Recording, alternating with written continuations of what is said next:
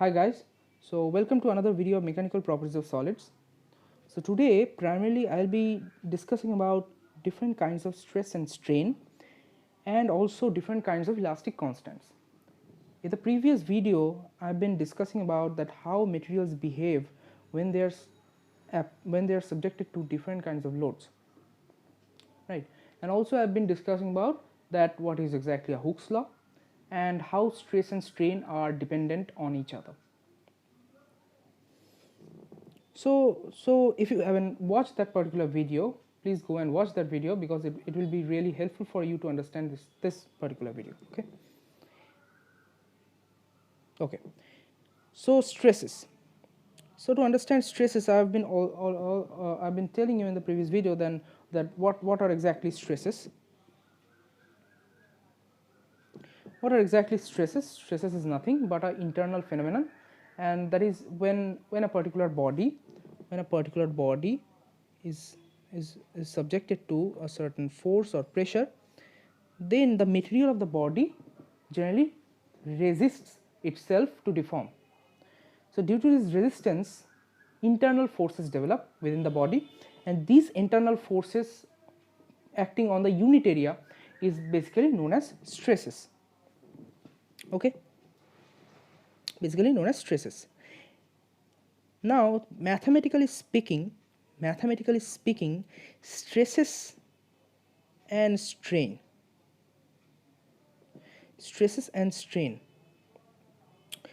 is nothing but denoted by sigma, and that is equals to force per unit area. Force per unit area, generally speaking, it is basically force per unit area of the body. And this force I have talking in the previous video that this particular force is the internal resistive force, and this area is internal resistive area. Now to talk about strain is nothing but the ratio of change in its length or change in a particular dimension to the change in the original dimension of the body. The change in the dimension to the original dimension of the body. If it is a length, then change in length to original length. If it is volume, then change in volume to the original volume. Okay, so these are basically stresses and strain. Okay. Now how many types of stresses are there? To understand this, let us classify different types of stresses.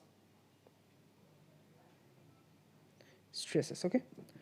So the first type here is my normal stresses.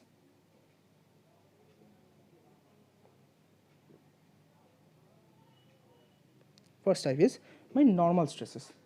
Okay. The second type is shear stresses. And third type is volumetric stresses.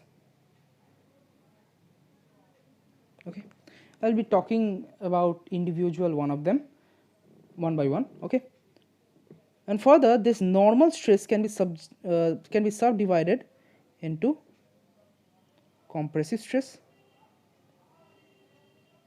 and tensile stresses.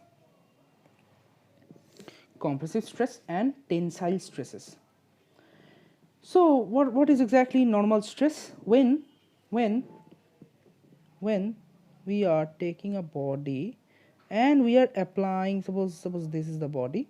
Okay, so this is a three-dimensional body, and now we are acting the force normally to this particular area. So this is my area, and now I am putting the force normally. I'm putting the force P normally to this particular area, in the shaded region A. Okay, so the stresses that will be developed inside this particular body are my normal stresses, right? Because I am acting a normal force I'm acting a force normally to the surface. Okay, so these are basically known as normal stresses. Okay, so let us talk about normal stresses in detail. So normal stresses.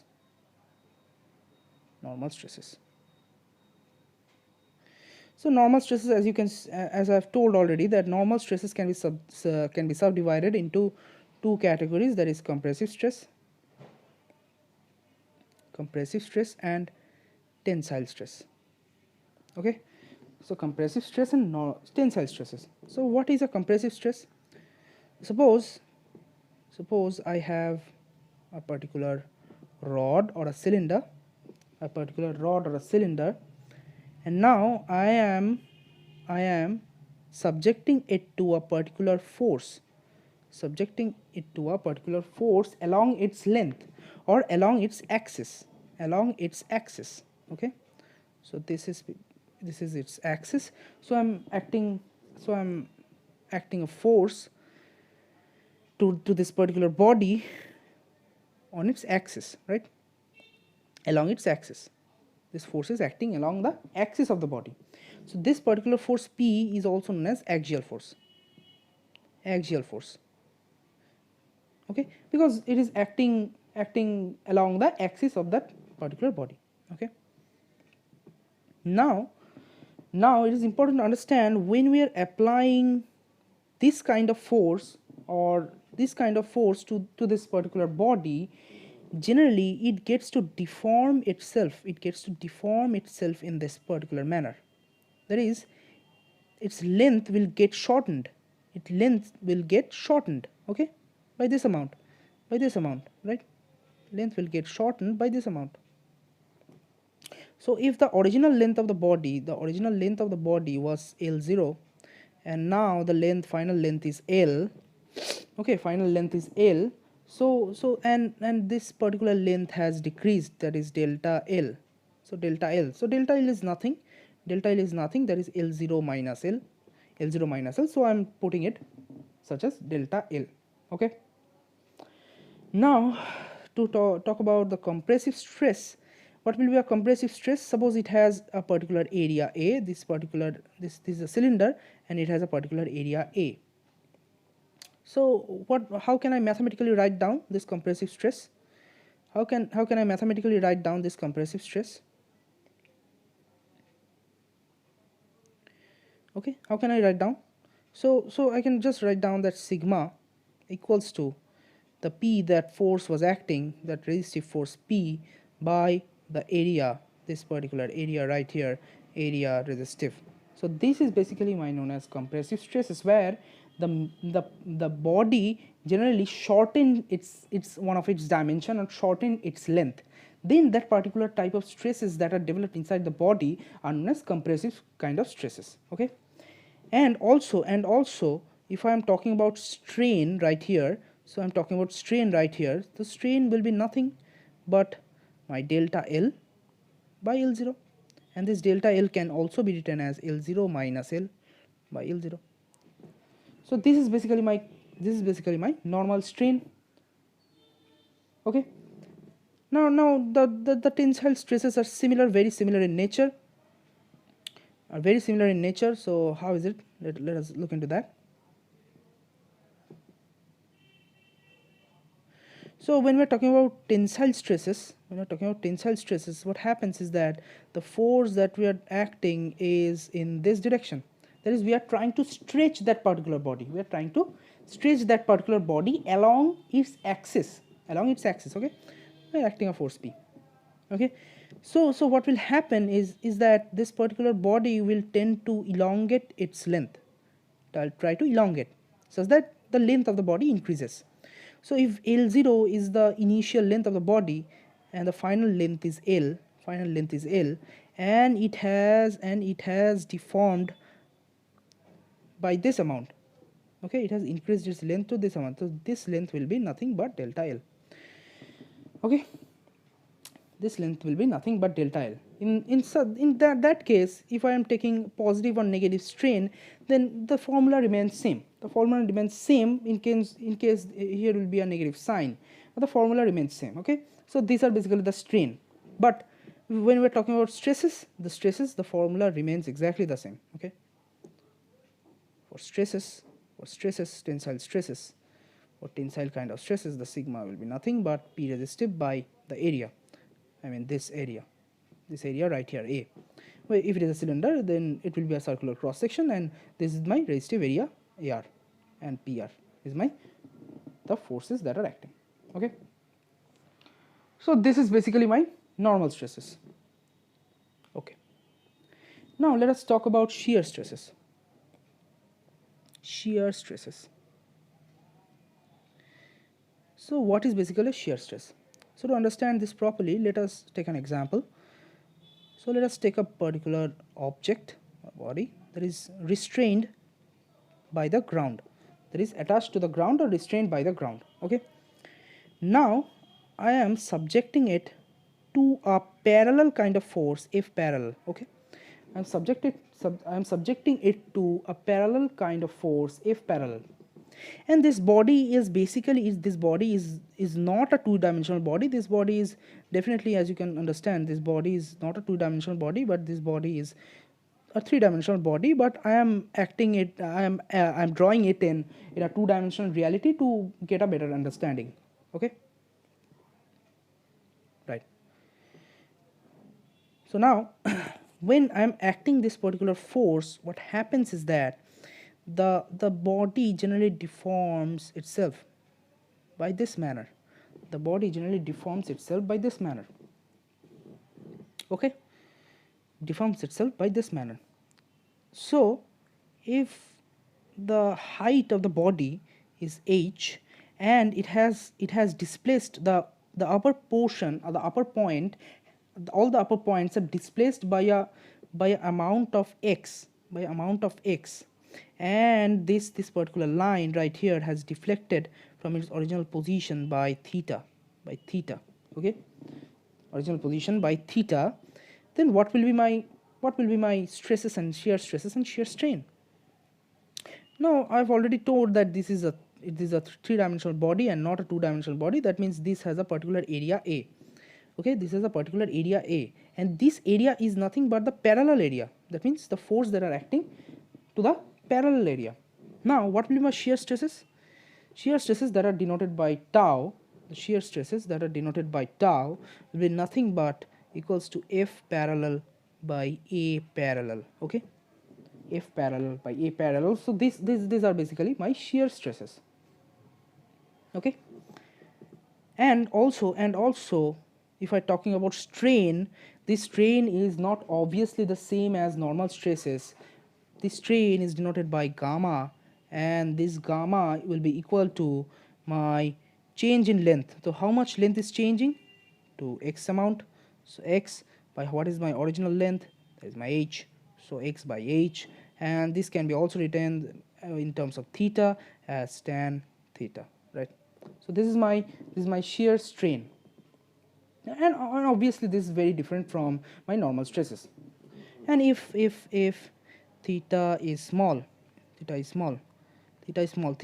when will be theta be very small? That is, the material is very strong and we have to apply a huge amount of force to deform that particular body. Then the theta that will be deflecting its amount in a very small range. So when theta is small, we can write directly that tan theta will be nearly equals to theta, right? So this is basically my shear stresses. And to understand it little bit have a little bit of more understanding, you can understand it this way. Then when we are taking a body and when we are applying a certain amount of force to two of its side, where it is creating a moment about its center, creating a moment or couple about its center, then generally there is a shear, there is a plane from which it fails. Okay, so the body fails through this plane, and generally this particular part of that object goes here, and this particular part of the object goes to the upper side, and the material fails through this particular plane, so this particular action is also known as shearing action. Okay, so this is basically my shear stresses. Okay, all right. So moving on to volumetric stresses.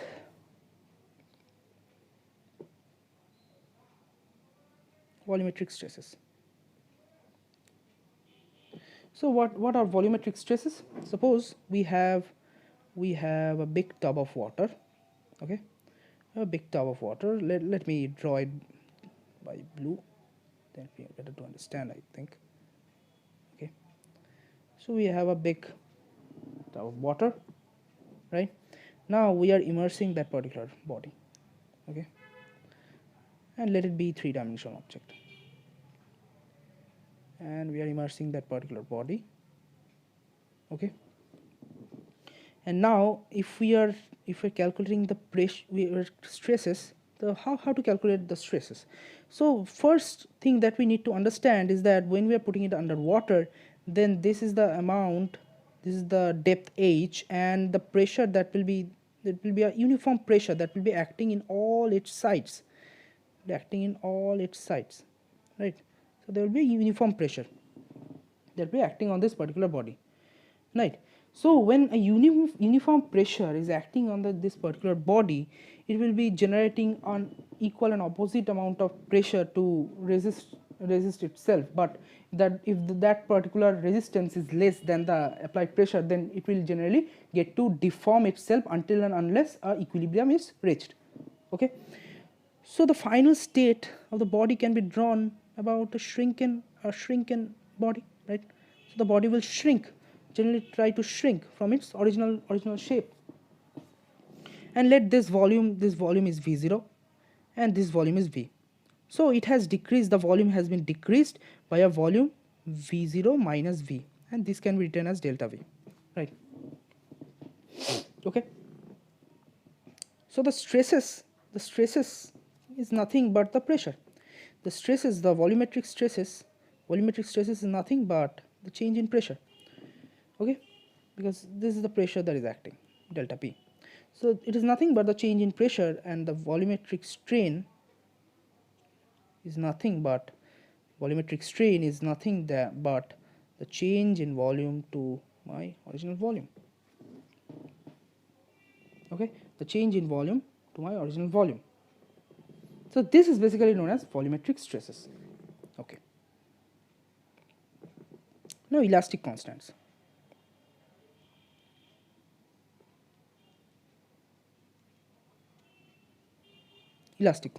Okay. First one, what will be my first elastic constant with respect to my normal force? With respect to my normal force, we define the elastic constant as E, that is equals to sigma by epsilon, and this is with respect to normal force. It's, in many books it is also written as Y, and this is known as Young's modulus, okay. Young's modulus, okay. The next we got here, right here, is my shear stresses. So for shear stresses, the elastic constant that we are dealing with is G, and that is equals to my shear stress by the shear strain. Okay, and this G is known as shear modulus, or modulus of rigidity. Shear modulus or modulus of rigidity. So this is basically my shear modulus, okay. Now for volumetric strain,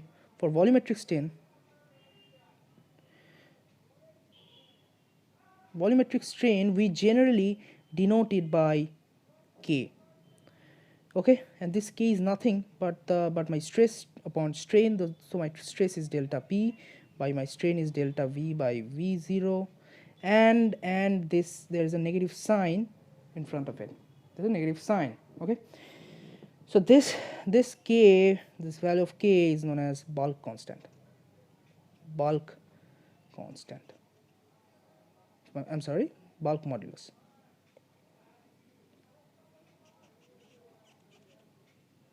This is known as bulk modulus. So apart from this, there is also another term that you might consider as the elastic constant or not. There is another term that is known as Poisson ratio. There's another term known as Poisson ratio.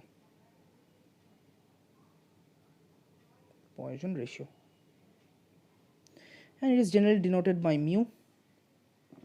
Okay, I'm writing it in blue. generally denoted by mu.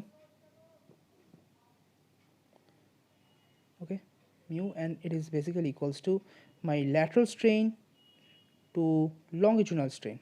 Okay, longitudinal strain. So I'll be talking it in another video about detail about Poisson's ratio, but this is basically these are basically my elastic constant, and this you have to understand that these elastic constants are absolutely necessary to analyze any phenomenon for a particular material, because we can calculate the strains. We have different instruments that is known as strain recorder. So through strain recorder we can calculate different strains, but we cannot calculate the stresses directly. So we have to know that particular constant, that elastic constant for that particular material, so that we can convert that particular strain into my respective stresses. Okay, so this is why the analysis of to analyze a particular material or a phenomenon of a material under certain loads, we need to know this elastic constant for the materials. Okay, thank you for listening to this video. Please do like and subscribe. See you in the next video.